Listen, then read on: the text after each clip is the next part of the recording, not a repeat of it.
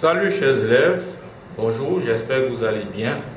Alors je vous retrouve là pour une nouvelle vidéo, portant sur le chapitre sur les isométries du plan, dédié ou destiné aux élèves de la classe de terminale C. Alors dans cette vidéo, nous allons apprendre principalement comment déterminer la nature et les éléments caractéristiques la composée de deux symétries d'axes. Voilà, c'est ce que nous allons faire exactement. Mais avant de commencer, avant de s'attaquer exactement sur ce sujet, nous allons faire un petit rappel de cours pour fixer les bases, parce qu'on a besoin de ces bases-là pour pouvoir déterminer aisément ce que l'on recherche. Donc, faisons donc ce petit rappel de cours. Bien, je ne vais pas vous lire l'activité parce qu'on va aller progressivement. Donc, déjà, ce qu'il faut connaître, c'est que la définition d'une isométrie, qu'est-ce qu'on entend par isométrie? En réalité, une isométrie, c'est toute transformation du plan qui conserve les distances. Maintenant, les isométries sont divisées en deux grands groupes appelés les déplacements et les antidéplacements. Les déplacements, ce sont les isométries qui conservent les angles orientés, tandis que les antidéplacements, ce sont les isométries qui transforment les angles orientés en leurs opposés. Il faut connaître ces distinctions-là. Maintenant, dans les déplacements, on en a deux types. Il y a ce qu'on appelle les translations de vecteurs et il y a les rotations. Donc les rotations et les translations sont considérées comme les déplacements parce qu'ils conservent les distances et les angles.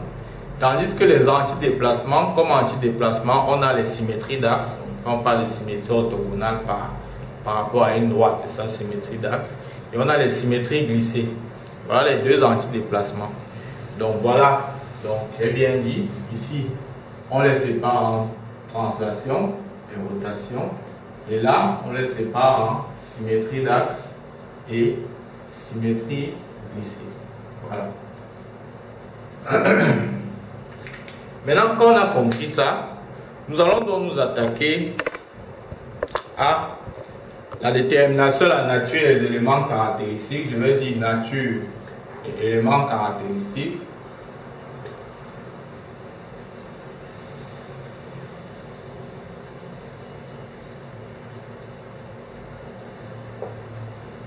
De la composée de S delta rond S delta prime. En réalité, qui est la composée de deux symétries d'axes.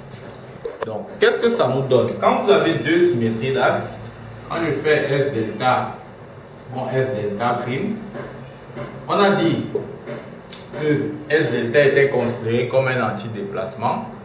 Avant de s'aventurer donc sur le résultat, il faut comprendre que la composée de deux déplacements, c'est un déplacement.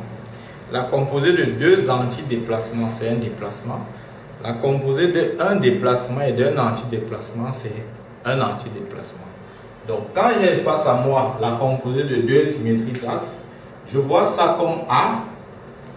Je vois aussi ça comme A, donc, qui est la composée de deux antidéplacements. Ça va me donner donc un déplacement. Parce que la composée de deux antidéplacements, je disais tantôt, c'est un déplacement. Et donc, comme ça me donne un déplacement, alors les résultats possibles, c'est que j'aurai soit une translation, soit une rotation, soit même l'identité. Parce que l'identité, il est considéré aussi comme un déplacement. Donc directement, j'ai donc mes cas de figure, j'aurai trois, soit l'identité, soit la rotation, soit la translation. Directement, c'est à ça que ça vous rencontre. Alors, dans quel cas j'ai l'identité? J'aurai l'identité de plan dans le cas où delta sera égal à delta prime. Ça, c'est ce que le cours nous dit. Ça va me donner aussi la translation, mais dans quel cas? Dans le cas où delta est plutôt parallèle à delta prime.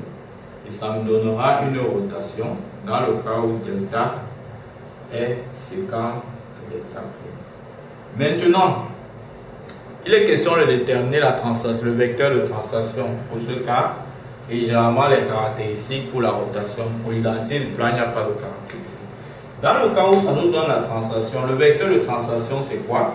Je vais vous expliquer de façon illustrative. Si j'ai delta et delta prime là, O, un point de delta, O prime, un point de delta prime, de sorte que le OO prime soit perpendiculaire à celle de droite, alors le vecteur de translation dans ce cas, U, serait égal à 2 fois le vecteur formé par le point qui est ici, le point appartenant à delta prime qui est O prime, O. Donc, pour déterminer le vecteur de translation, vous devez donc chercher un vecteur qui soit orthogonal aux deux axes. Absolument. Le vecteur de translation, ça sera 2 fois le vecteur orthogonal aux deux axes, noté dans le sens où le premier point appartient à l'axe ci, le second point appartient à l'axe. Voilà comment on fait.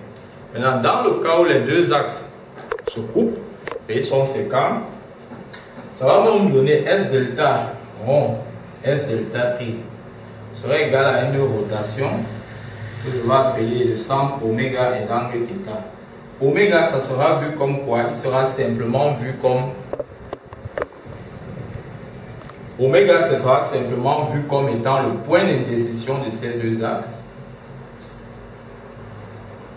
Et maintenant, θ, c'est 2 fois la mesure de l'angle formé par les axes delta prime et delta. Quelle notation? Bon, on verra sur la notation. Voilà. 2 fois la mesure formée par les vecteurs directeurs des axes delta prime et delta, tout simplement. Donc, dans le cas où les deux droites sont séquentes, ça nous donne une rotation où les caractéristiques sont définies comme ceci. Voilà donc, chers élèves, ce que j'avais à vous dire concernant la nature et les éléments caractéristiques de la symétrie d'axe, de la composée de deux symétries d'axe. Dans le chapitre sur les transformations du plan, on en avait déjà rappelé concernant la détermination de la nature des éléments caractéristiques, la composée de deux translations, de deux rotations et bien d'autres. Donc si vous voulez connaître la nature des éléments caractéristiques pour les autres transformations du plan, même les similitudes, vous regardez simplement les vidéos qui sont sur la transformation du plan et vous allez avoir tout le nécessaire. Ici, nous allons nous attarder uniquement dans le cadre de la symétrie d'axe et puis la composer la symétrie d'axe avec les autres transformations du plan. Je vous remercie, je vous dis à très bientôt pour de prochaines vidéos. Bye bye.